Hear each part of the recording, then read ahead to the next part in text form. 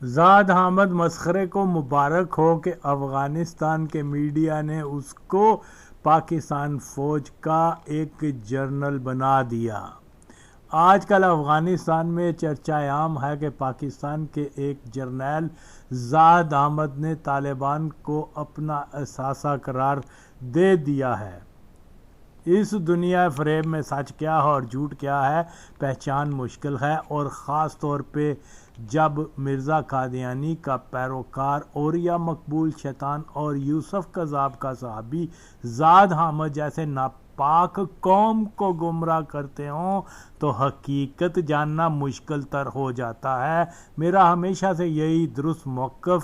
رہا ہے کہ امریکہ طالبان کبھی بھی جنگی حریف نہیں تھے۔ امریکہ افغانستان میں آنے اور پھر وہاں رہنے کے جواز کو طالبان جنگ کا نام دیتا رہا، جو دلیل ہے کہ طالب امریکی اثاثہ ہیں، مگر اوریا اور زاد حامد کو پاکستان کا اثاثہ قرار دے پاکستان مخالف افغان دڑوں کو موقع فراہم کرتے ہیں کہ وہ پاکستان کو ہر خرابی کا ذمہ دار ٹھہراتے پھریں۔ حیرت کی بات اور امریکی طالبان ڈرامہ دیکھیں کہ لاکھوں افغان طالبان کے خود کش حملوں میں مارے جائیں اور ان کے بیشتر رہنما یعنی طالبان کے بیشتر رہنما کابل کے سرکاری مہمان خانوں میں غنی اور ٹرمپ کی مہمان نوازی سے اپنے اہل و عیال اور دیگر قبیلے والوں سمیت لطف اندوز ہوتے رہیں۔ ناپاک اوریا اور زاد جن طالبان کو بھارت مخالف کہتے ہیں، ان طالبان کے شروع دن سے ہی بھارتی تعلقات اور موجودہ طالبان رہنماؤں میں بہت سے بھارت کے وظیفہ خور ہیں، جن میں ملا ضعیف، ذبیح اللہ، ملا برادر وغیرہ بھی شامل ہیں۔ سچ تو یہ ہے کہ پورے افغانستان میں کوئی گروپ پاکستان دوست نہیں ہے اور نہ ہی پاکستان کا اثاثہ ہے۔ اوریا قادیانی کہتا ہے کہ طالبان افغانستان میں شریعت کو نافذ کر رہے تھے، مگر یہ سفید جھوٹ ہے کہ ایک مثال سے ہی سمجھ آ جائے گا کہ طالبان نے اسلامی شریعت کی ضد میں اپنی قبائلی روایات کو شریعت قرار دے اسلام کو ہی بدنام کیا کہ طالبان نے سابق افغان صدر نجیب اللہ کو اقوام متحدہ کی ساز باز سے کابل کے اقوام متحدہ کے دفتر سے نجیب اور اس کے بھائی کو اٹھایا اور خود ساختہ شرعی عدالت کے سامنے پیش کر دیا۔ عدالت نے 2-3 گھنٹوں میں نجیب اللہ کو ترک اسلام کر کمیونسٹ ہونے یعنی مرتد ہونے کی وجہ سے سزائے موت سنا دی اور اس کو بھائی سمیت قتل کر ان کی لاشوں کی بے حرمتی بھی کرتے رہے۔ یہ تھی طالبان کی نام نہاد اسلامی شریعت، جبکہ اللہ کی بتائی شریعت کا یہ حکم ہے کہ اسلام ترک کرنے والے شخص سے علماء دین کا ایک وفد ملاقات کرے اور مرتد کو اللہ کی وحدانیت، اسلام کی حقانیت، دوبارہ سے قبولیت اسلام کی دعوت دی جائے، جس کے لیے 3 دن کی مہلت دی جائے اور مرتد ہونے والے شخص کو بتا دیا جائے کہ 3 دن کے بعد تمہیں شرعی عدالت میں پیش کیا جائے گا اور اس میں اگر تم نے اپنے کفری عقائد سے توبہ کرتے ہوئے دین اسلام دوبارہ سے اختیار نہ کیا تو شریعت کے مطابق تم کو سزائے موت دی جائے گی۔ مگر ہم جنس طالبان نے ڈاکٹر نجیب کو 3 گھنٹوں کی بھی مہلت نہ دی اور ایک وحشیانہ قتل کر دیا۔ بے شک یہ عمل غیر شرعی تھا، مگر افسوس کہ اوریا زاد قادیانی کتے طالبان کو شریعت اسلامی کے پاسدار کہتے ہیں، جبکہ ان کا عمل شرائط اسلامیہ کی مکمل ضد تھا اور اگر اوریا اپنے باپ کی ہی اولاد ہے تو آئے جواب دے کہ طالبان نے کس شریعت پہ عمل کرتے ہوئے نجیب کو مرتد قرار دے قتل کیا۔ اوریا آزاد اور پاکستان اور افغانستان کے دین فروش مولوی اس جھوٹ کو فروغ دیتے ہیں کہ افغانوں نے روسیوں کے خلاف جہاد کیا اور اس کے بعد دوسرا جہاد امریکیوں کے خلاف کیا، جبکہ یہ دونوں جنگیں جہاد کے اسلامی قانون پہ پورا نہیں اترتیں کہ اللہ کا حکم ہے کہ کفار کی فوج جس کے پاس وافر مقدار جدید حربی سامان ہو، مخلق ہتھیار ہوں، اور اس کے مقابلے میں مسلمانوں کے پاس وافر مقدار جدید حربی سامان نہیں ہے، تو اس صورتحال میں جہاد کا فتویٰ نہیں دینا۔ جبکہ افغان ملا اوریا مرزائی زاد احمد یہ دعویٰ کرتے ہیں کہ افغانوں نے روس کی فوج جس کے پاس طیارے، ہیلی کاپٹر، میزائل، ٹینک اور ہر قسم کے جدید مخلق ہتھیار تھے، مگر افغان مجاہدین نے پرانی بندوقوں، کلہاڑیوں، غلیلوں، تلواروں اور پتھروں سے روسیوں کے خلاف جہاد کیا۔ لا حول ولا۔ اب اللہ کا فرمان پاک یہ ہے کہ کفار کے مقابل جدید حربی سامان نہیں تو جہاد کا اعلان ہلاکت ہے، اور ہلاکت اسلام میں حرام ہے، مگر یہ سامراجی گماشتے حرام کو ہی جہاد کہتے پھرتے ہیں۔ جہاد فرض تب بنتا ہے جب کفار کی فوج نے اسلامی ملک پہ قبضہ کیا اور وہاں رائج تمام اسلامی قوانین، اسلامی عبادات کو منسوخ کر اس کی جگہ کفریہ نظام لاگو کر دیا، تو پھر ہر مسلمان زن و مرد پہ جہاد فرض ہو جاتا ہے۔ مگر افغانستان میں روسی اور پھر امریکی قابض ہوئے تو اوریا ہی بتا دے کہ کیا ان کافروں نے افغانستان میں اسلامی قوانین کو منسوخ کر وہاں کوئی کفریہ نظام لاگو کیا کیا؟ بے شک ایسا نہیں ہوا۔ اس لیے جہاد کی شرط جو اللہ نے مقرر کی ہوئی ہے وہ افغانستان کے حالات و واقعات کے عین منافی ہیں۔ جہاد مقدس کی لازمی شرط یہ ہوتی ہے کہ جہادی سپاہ کا ایک سپہ سالار ہو، مگر روسیوں کے خلاف لڑائی میں کم از کم افغانوں کے 24 مختلف سپہ سالار تھے، جو کہ جہاد کی شرط کی ایک مکمل نفی ہے۔ اس کے باوجود اللہ کے دشمن لوگ اس کو جہاد کہہ کر حکم خدائی کو رد کرتے ہیں۔ ان سب پہ اللہ کی بے شمار لعنت۔ طالبان کے بھی مختلف سپہ سالار ایک ہی وقت میں کبھی فلاں ملا تو کبھی فلاں ملا سپہ سالار، کبھی حقانی جہادی سپہ سالار تو ملا منصور سپہ سالار، تو کبھی اسامہ یا کبھی داعش کا سپہ سالار۔ یہ جہاد نہ ہوا کوئی مذاق ہو گیا؟ یہ ناپاک مرزائی اوریا شیطان کہتا ہے کہ 2000 سالوں میں طالبان نے ہی سب سے بڑا جہاد اور فتح پائی، یعنی یہ حرامی فتح مکہ اور فتح یروشلم کی فتوحات کو بھی طالبان کی فتوحات کے سامنے ہیچ کہتا ہے، اور خادم حسین اس ناپاک کو ہی اسلام کا مجاہد قرار دیتا ہے۔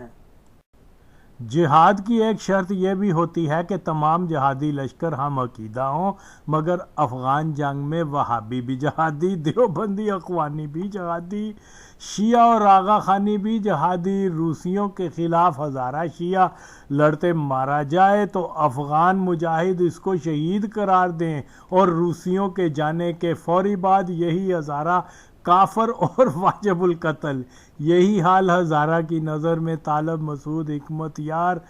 یزیدی ہیں، اور ان کے خلاف جہاد کرنا ایک فرض ہے۔ عجیب کھچڑی ہے، مگر کہا جاتا ہے کہ ہم نے جہاد کیا۔ وہ طالبان جنہوں نے اقتدار میں آتے ہی افغانستان کی درگاہوں کو شرکیہ قرار دیتے ہوئے بند کر دیا تھا،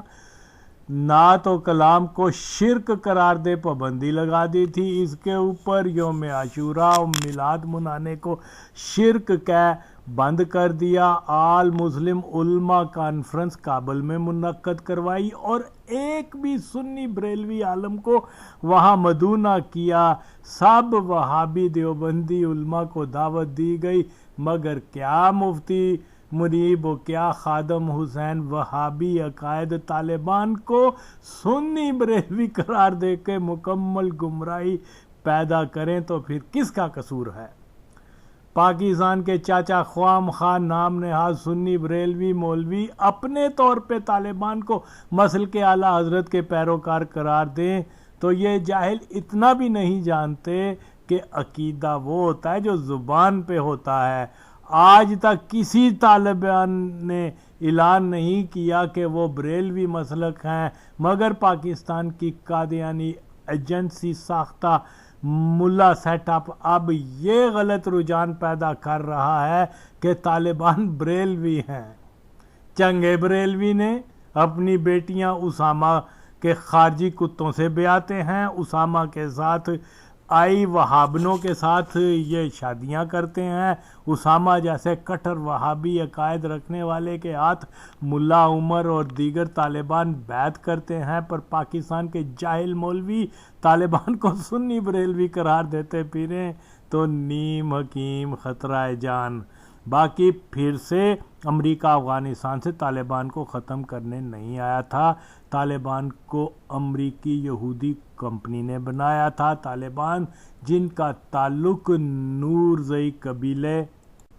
سے تھا اور نورزئی اچک قبیلے میں قدیمی دشمنی رہتی چلی آئی ہے، اچک زئی سپن بولدک کے سمگلنگ روٹ پہ قابض تھے اور نورزئیوں کو تنگ کیا کرتے، لہذا نورزئی اچک زئی لڑائی کے نتیجے میں اچک زئی کمانڈر منصور مارا گیا اور نورزئی قبیلہ غالب آ گیا۔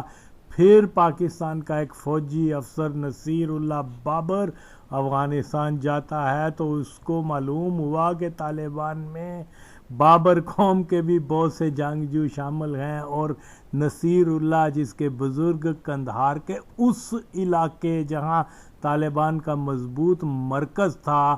اس قبائلی قومی نسبت کے باعث نصیر اللہ بابر نے طالبان کو اپنا بچہ قرار دے دیا، جو بعد میں پاکستان کو دہشت گرد ریاست کے طور پر مشہور کرنے کے لیے کام آتا رہا ہے۔ تو دوسری طرف امریکی نمائندہ خلیل زلمے بھی نورزئی تو کیوں نہ کرے گا یہ بھی طالبان کی حمایت۔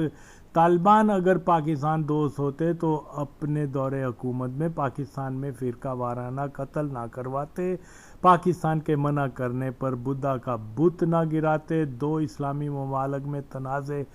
کا باعث بننے والی ڈیورنڈ لائن مسئلے کو حل کرتے، پاکستان کی خواہش کے مطابق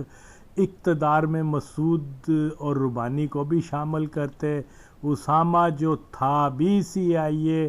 کا ایجنٹ اس کو امریکہ کے حوالے کر دیتے تاکہ امریکہ افغانستان آ ہی نہ سکتا اور لاکھوں مسلمانوں کی ہلاکت بھی نہ ہوتی۔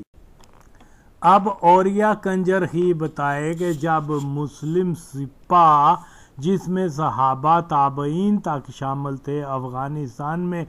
وارد ہوئے تو وہاں اس وقت بھی بامیان میں بدھا کا بت موجود تھا، صحابہ اور تابعین نے بامیان سے کابل جاتے ہوئے اس بت کو دیکھا مگر تباہ نہ کیا۔ تو اے کنجری ماں پتر اوریا بتا کہ تیرے لونڈے باز طالبان صحابہ تابعین سے بڑے توحید پرست ہیں کہ انہوں نے تو بدھا کے بت کو دیکھا مگر تباہ نہ کیا، جبکہ طالبان نے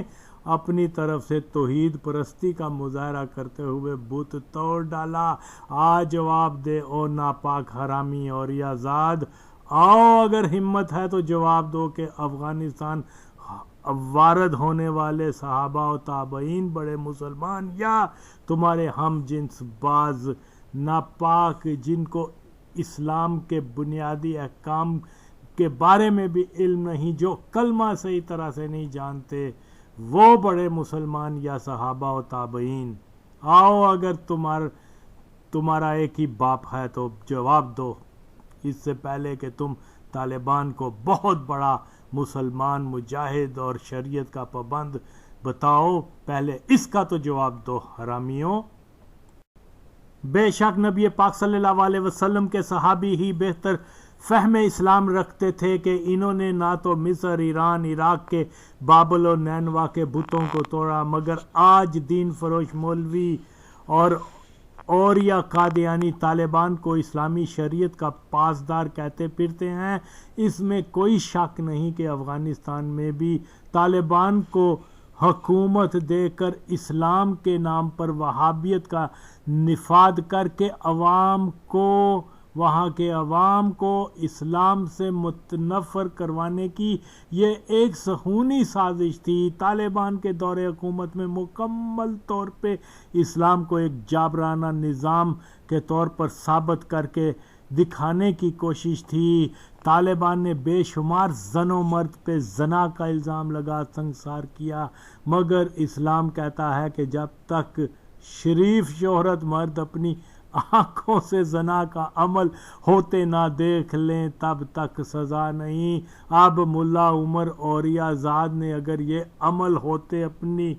آنکھوں سے دیکھا ہو تو سنسار کرو یا گولی، فرق نہیں، مگر بتاؤ تو صحیح کہ اسلام کے مطابق ان کو سنسار کیا گیا کہ نہیں ہو حرامیوں۔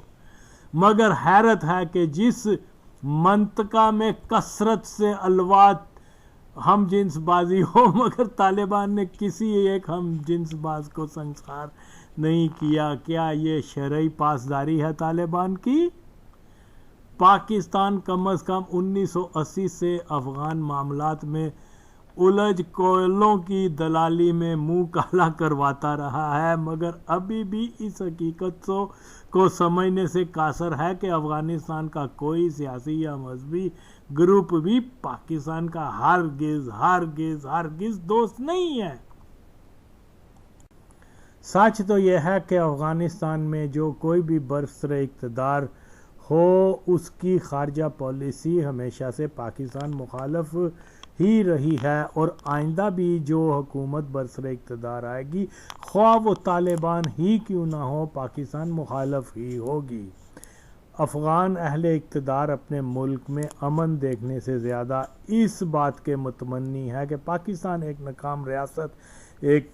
دہشت گرد ملک کے طور پر جانا جائے۔ یہی وجہ ہے کہ وہ اپنے ملک میں امن پروسیس کی بجائے پاکستان مخالفت پر زیادہ توجہ دیتے ہیں، مگر ہماری احمق اسٹیبلشمنٹ بار بار کے تلخ تجربات کے باوجود اس حقیقت کو سمجھ نہیں پائی کہ افغان معاملات میں الجھنا کسی بھی طرح پاکستان کے مفاد میں نہیں ہے۔ افغان عوام اور اہل اقتدار بھارت کے زبردست حامی ہیں، اور پاکستان جب یہ کہتا ہے کہ بھارت کا افغانستان میں کوئی کردار نہیں تو افغان مزید بھارت دوستی کی طرف راغب ہو جاتے ہیں۔ اس میں کوئی شک نہیں کہ بھارت کی فوج افغانستان میں لائی جائے گی اور اس کے لیے زمین کو تیار کیا جا رہا ہے۔ پاکستان کا مفاد یہی ہونا چاہیے کہ یہ افغان عوام کی ثواب دید ہے کہ وہ اپنے ملک میں انڈین آرمی کا وجود چاہتے ہیں کہ نہیں۔ البتہ انڈین آرمی کی طرف سے افغان سرزمین سے کسی قسم کی جارحیت کا جواب دینا پاکستان کی مجبوری بن جائے گا۔ یہ ہماری اسٹیبلشمنٹ کو سٹینڈ لینا چاہیے، اور اگر افغان چاہتے ہیں کہ اس کے ملک میں ہندوستان کی فوج آئے تو وہ اپنا شوق پورا کریں، اور ان کو یہ حق بھی ہے۔ بہرحال پاکستان جتنا افغان معاملات میں الجھے گا اتنا ہی افغان جنگ کے جاری رہنے کا قصوروار ٹھہرایا جائے گا، خواہ پاکستان کی نیت کچھ بھی ہو، لیکن آخر میں پاکستان کو یہی جواب ملے گا کہ پاکستان کی وجہ سے ہی تمام مشکلات افغانستان میں ہے۔ تو اس لیے بہتر حال یہ ہے کہ پاکستان لو پروفائل رکھے، اگر کوئی طالبان پاکستان میں بھی ہیں تو وہ دیں ان کو، اب تو امریکہ کے ساتھ بھی ان کی انڈرسٹینڈنگ ہے، تو یہ پالیسی پاکستان کے مفاد میں ہوگی کہ افغانوں کو ان کے حال پہ چھوڑ دیا جائے۔ افغان کبھی بھی پاکستان کے دوست اتحادی نہیں بنیں گے، وہ آزاد ملک ہیں، جہاں وہ رہنا چاہیں ان کا شوق پورا کرنے دیں، ہندوستان کی فوج کو بھی بلا لیں، اخیر افغان خود ہی ان کو جوتیاں ماریں گے ہندوستان کو، اور پھر پاکستان سے دوستی کی طرف آئیں گے۔ اگر ہم زیادہ سمارٹ بننے کی کوشش کریں گے تو یہ عمل پاکستان کا افغان برداشت نہیں کرتے۔ اب دیکھیں کہ اشرف غنی نے طالبان قیدیوں کو رہا کرنے سے انکار کیا، جس سے افغان امن پروسیس کے ناکام ہونے کے امکانات پھر سے روشن ہو گئے، مگر افغان میڈیا نے ایک نیم پاگل زاد حامد کو پاک فوج کا ایک جرنیل قرار دے اس کے جھوٹے بیان کے طالبان پاکستان کا اثاثہ ہیں کی تشریح یوں کر رہے ہیں جیسے یہ بیان ہی امن مذاکرات کو ناکام بنا رہا ہے۔ پاکستان کو افغانستان کی اس سچائی کو سمجھنا ہوگا کہ وہاں طالبان مخالف قوتیں کسی بھی صورت طالبان کو کے ساتھ نہیں چل سکتی، کہ ان کی داخلی خانہ جنگی نسلی لسانی تضادات بہت گہرے ہیں، اس لیے کسی خارجی قوت خاص طور پہ ہمسایہ ممالک کا افغان معاملات سے بہت دور رہنا بہتر ہے۔ امریکہ اور طالبان مذاکرات کا ایک فائدہ یہ ضرور ہوا کہ افغان ذرائع ابلاغ جو پہلے کہا کرتے تھے کہ ہمیں پاکستان کی نیت کا اعتبار نہیں، اب یہ کہنا شروع ہو گئے ہیں کہ ہم افغانوں کو امریکہ کی نیت کا اعتبار نہیں ہے۔ میری دعا ہے کہ طالبان ایک بار پھر سے حکومت میں آئے اور اس کے بعد سب دیکھ لیں گے کہ آغا وسیم جو ہمیشہ سے یہ کہتا چلا آ رہا تھا کہ طالبان بھی پاکستان مخالف ہیں، اور اس کو عملی صورت پورا ہوتے خود دیکھ لیں گے، اور اس وقت میں پھر سے اوریا مقبول جان کو کہوں گا یہ تھے تیرے طالبان جو پاکستان کی ضد میں پالیسیز بنا رہے ہیں، اور تم لوگوں نے پوری قوم کو کئی دہائیوں تک جھوٹی معلومات فراہم کی کہ طالبان پاکستان دوست ہیں، ہرگز نہیں ہیں۔ بھول جائیں کہ افغانستان میں کوئی پاکستان دوست قوت ہے، اور یہ اوریا وغیرہ یہ بکواس کرتے ہیں، جھوٹ بولتے ہیں، پکا جھوٹ بولتے ہیں۔ رہی یہ بات کہ افغانستان میں امن کیسے آئے گا، تو اس کا ایک ہی حل ہے کہ طالبان امریکہ امن معاہدے کی بجائے تمام افغان گروپوں میں دوستی کروانے کی ایک بار پھر کوشش ہو، جس میں کوئی ہمسایہ ملک شامل نہ ہو، اور ایک بار پھر سے خانہ کعبہ و قرآن کے حلف پہ دوستی کی کوشش کی جائے تو شاید اس بار مقدس مقام مقدس کتاب کا احترام ہو جائے۔ اس کے بعد اگر امن ہو گیا تو اچھی بات ہے، لیکن بہر طور افغانستان میں امن کا سب سے زیادہ فائدہ پاکستان کو ہی ہے۔ اب یہ فتنہ اوریا مقبول جان ہندو شدت پسندوں کو مسلمانوں پہ ظلم کرنے کا مزید ایک اور بہانہ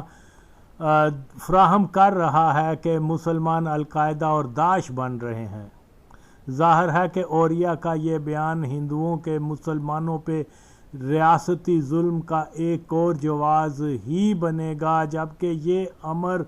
ثابت شدہ ہے کہ القاعدہ داعش تو بنائی ہی یہود نے تھی، جن کے ہاتھوں مسلمانوں کی ہی ہلاکت ہوئی، جن کی وجہ سے اسلام کو ہی نقصان اور اسلام دشمنوں کو ہی فائدہ ہوا۔ کبھی یہ اوریا قادیانی ہندوستان کے مسلمانوں کو کشمیر کا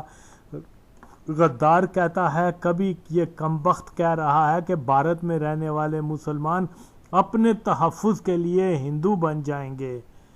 اور لعنتی سور حرامی اوریا بھارت کا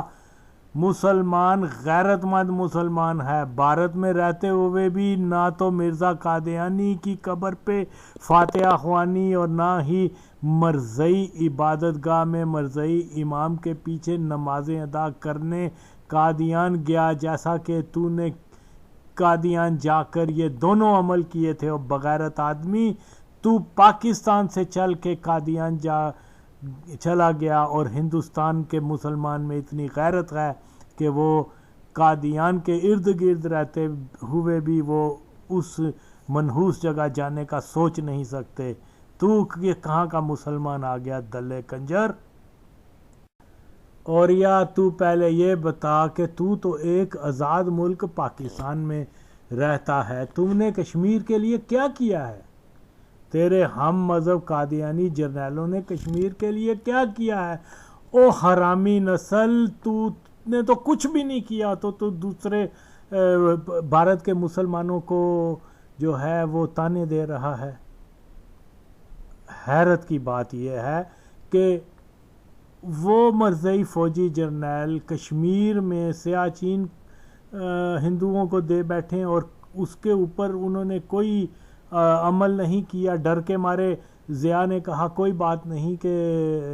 وہ ہندوستان نے سیاچین لے کے برف کا ہی ایک ٹکڑا لیا ہے نا۔ اور بغیرت آدمی، تو پہلے اپنے گریبان میں تو جھانک کر دیکھ کہ تو نے یا تیرے قادیانی جرنیلوں نے بینچوت کشمیر کے لیے کیا کیا ہے؟ کچھ بھی نہیں کیا۔ تو دوسروں کو تانا دیتا ہے، وہ تو بیچارے پتہ نہیں کس طرح سروائیو کر رہے ہیں۔ شرم تجھے نہیں آتی حرام زادے؟